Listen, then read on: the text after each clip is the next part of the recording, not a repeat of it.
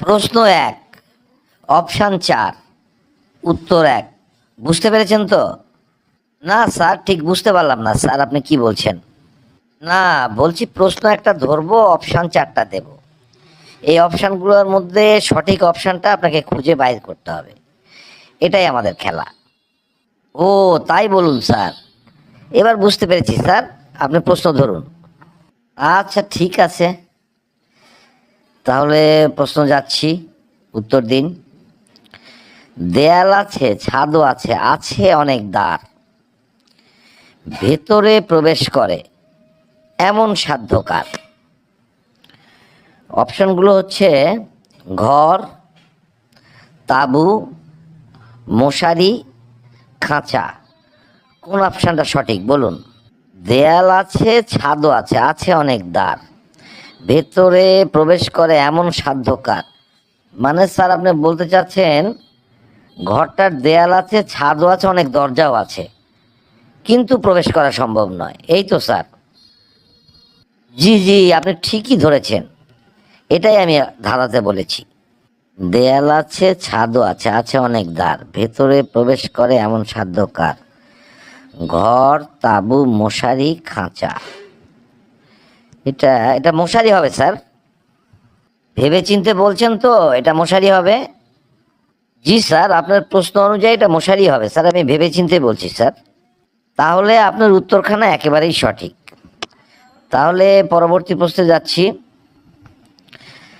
বলুন তো, হাত পা ইটের মতো, অতি পুরু ছাল, পেটে দিলে তাকে বাড়ে অনেক মান। অপশনগুলো বলছি, মনোযোগ দিয়ে শুনুন। অপশনগুলো হচ্ছে ধান গাছ, কলা গাছ, গম গাছ, ভুট্টা গাছ। কোন গাছটা সঠিক হবে বলুন? হাত পা ইটের মতো, অতি পুরু ছাল, পেটে দিলে তাকে বাড়ে অনেক মান। ধান গাছ, গম গাছ, কলা গাছ, ভুট্টা গাছ। এটা ভুট্টা গাছও হতে পারে, গম গাছও হতে পারে, তবে ভুট্টা সচরাচর খাওয়া হয় না স্যার, এটা গম গাছ হবে স্যার। আপনার উত্তরখানা একেবারেই সঠিক হয়েছে। তাহলে পরবর্তী প্রশ্নে যাচ্ছি, ভালো করে শুনুন মনোযোগ দিয়ে। কাঠ নেই তবু গাছ নাম তার, একবার ফলে শেষ তার সংসার। বলুন তো কি হবে?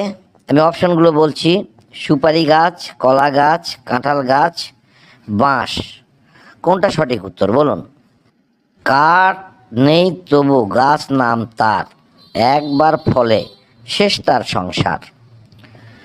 সুপারি গাছ, কলা গাছ, কাঁঠাল গাছ, বাঁশ গাছ। স্যার এটা বাঁশ হবে স্যার। হায় হায় হায়, কি করলেন, এটা বাঁশ দিয়েই ছাড়লেন? আপনার উত্তরখানা সম্পূর্ণই ভুল। বন্ধুরা, যে যে পারবেন আসুন তো কমেন্ট বক্সে, এখনই উত্তরখানা ওনাকে জানিয়ে দিন। প্রশ্নটা ছিল কাঠ নেই তবু গাছ নাম তার, একবার ফলে শেষ তার সংসার। আমি অপশান দিয়েছি সুপারি গাছ, কলা গাছ, কাঁঠাল গাছ, বাঁশ গাছ। আপনারা সঠিক উত্তরটা কমেন্ট বক্সে আসুন, লিখে এখনই পাঠান।